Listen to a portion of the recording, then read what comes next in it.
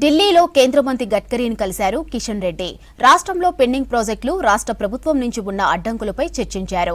కిషన్ రెడ్డిపై సీఎం రేవంత్ ఆరోపణలు ఖండించారు ఎంపీ అరవింద్.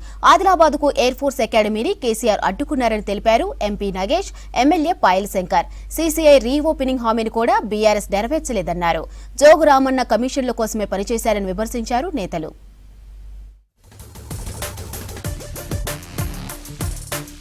ఢిల్లీలో కేంద్ర రోడ్డు రవాణా శాఖ మంత్రి నితిన్ గడ్కరీతో భేటీ అయ్యారు కేంద్ర మంత్రి కిషన్ రెడ్డి. రీజనల్ రింగ్ రోడ్తో పాటు రాష్ట్రంలోని జాతీయ రహదారుల ప్రాజెక్టులపై గడ్కరీతో చర్చించారు. జాతీయ ప్రాజెక్టులకు రాష్ట్ర ప్రభుత్వం నుంచి ఉన్న అడ్డంకులు, అనుమతులు, పెండింగ్ అంశాలపై డిస్కస్ చేశారు. ఇటీవల కిషన్ రెడ్డి సైంధవుళ్ల అభివృద్ధిని అడ్డుకుంటున్నారని వ్యాఖ్యలు చేశారు సీఎం రేవంత్.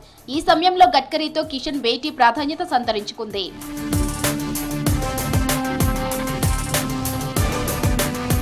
కేంద్ర మంత్రి కిషన్ రెడ్డి ఎక్కడ రాష్ట్ర ప్రాజెక్టులు అడ్డుకున్నారో చెప్పాలని సీఎం రేవంత్ నిలదీశారు ఎంపీ అరవింద్. రాష్ట్ర ప్రభుత్వానికి పనిచేయటం చేతకాదని, చేస్తున్న వారికి అడ్డుపడుతున్నారని విమర్శించారు.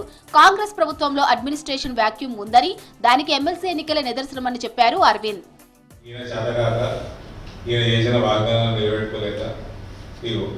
ఈ రాష్ట్రంలో అడ్మినిస్ట్రేటివ్ వాక్యూమ్ ఉన్నది, ఎమ్మెల్సీ ఎన్నికల ఫలితాలు దానికే నిదర్శనం.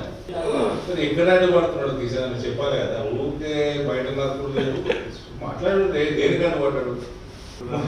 మూసీకి ఈ ప్రణాళిక నువ్వు ప్రపోజల్ పంపినా, సెంట్రల్ ప్రపోజల్ కాపీ ఎక్కడ మూసీ బ్రదర్, ఆ హైడ్రా ఏడేస్తుంది గ్రేట్.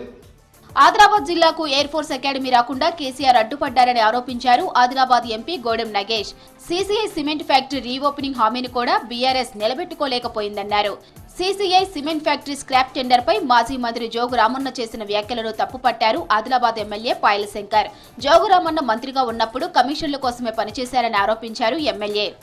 రక్షణ శాఖ మాకు ఇవ్వడం లేదు కాబట్టి మనమెందుకు ఆ 1500 ఎకరాలు భూమి ఆదిలాబాద్లో మనం సేకరించి ఎందుకు ఇవ్వాలని చెప్పేసి ముఖ్యమంత్రి అన్నాడు అని చెప్పేసి రామన్న మీరు నాతో అనలేదా? ఎయిర్ ఫోర్స్ అకాడమీకి నాడు ఉన్నటువంటి ప్రభుత్వం ఆ ల్యాండ్ సేకరించిస్తే ఇప్పటివరకు ఎయిర్ ఫోర్స్ అకాడమీ అయ్యేది. నేను నీ దగ్గర కమిషన్లో కక్కుర్తి పడే వ్యక్తిని గాను. ఈరోజు రేణుకా సిమెంట్ చెప్పాలా విషయం తతంగా ఏమేమి జరిగింది, ఎవరెవరు ఇక్కడెక్కడ ఏ డబ్బు సంస్థలు వచ్చినా, ఎన్ని సంస్థలు వచ్చినాయో చెప్పాలా, ఎవరి ద్వారా సంస్థలు వచ్చినాయో చెప్పాలా. నేను ఆ విషయం మాట్లాడదలుచుకోలేదు.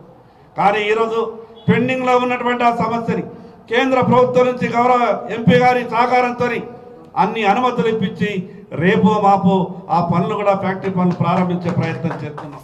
కేంద్ర మంత్రి కిషన్ రెడ్డిపై సీఎం రేవంత్ ఆరోపణలు కొట్టిపారేస్తున్నారు బీజేపీ నేతలు. రాష్ట్ర ప్రాజెక్టులను కిషన్ రెడ్డి అడ్డుకుంటున్నారనడం కరెక్ట్ కాదన్నారు. కిషన్ రెడ్డి అడ్డుపడితే మామునూరు ఎయిర్పోర్టుకి అనుమతి, నవోదయ విద్యాలయాలు, జాతీయ రహదారులు వంటివి వచ్చేవి కాదని వాదిస్తున్నారు.